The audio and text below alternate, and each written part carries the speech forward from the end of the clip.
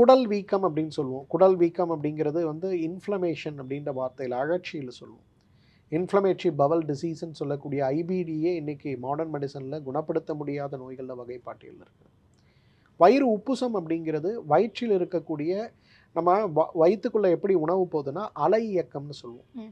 இப்போ நீங்கள் சாப்பிட்றீங்க, அதை முழுங்குறீங்க, அது அப்படியே உள்ளே போகும். அடுத்த உணவு சாப்பிட்றீங்க, உள்ளே போகும். தண்ணி குடிக்கிறீங்க, உள்ளே போகும். இப்போ நம்ம 2 பேர் பேசுகிறோம், நம்ம வாய்க்குள்ளே நிறைய காற்று நம்மளுடைய குடலுக்குள்ளே போயிட்டே தான் இருக்கும். இந்த மாதிரி அலை இயக்கத்தால் நிகழக்கூடிய ஒரு மாற்றம் தான் நம்ம வயிற்றில் இருக்கிறது.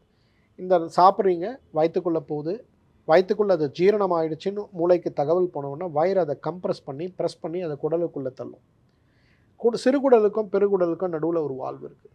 அப்போ இந்த போகிற உணவு சிறுகுடல் பெருகுடலில் ஒரு 1 மணி நேரமாவது தங்கி அந்த இடத்துல சத்துக்கள்லாம் உறிஞ்சப்படும்.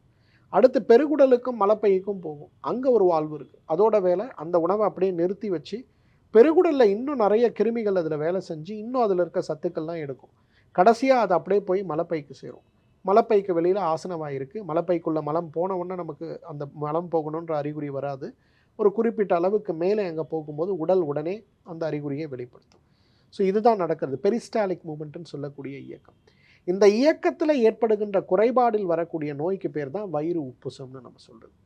ஸோ வயிறு உப்புசம் அப்படிங்கிறது வெறும் மேலடுக்கு வயிறில் ஏற்படுறதில்ல, மொத்த குடலுடைய அமைப்பிலும் ஏற்படுறதுக்கு பேர் தான் வயிறு உப்புசம்னு சொல்லுவோம். டாக்டர் ஸ்ரீவர்மாஸ் ஆரோக்கியமும் ஆன்மீகமும்.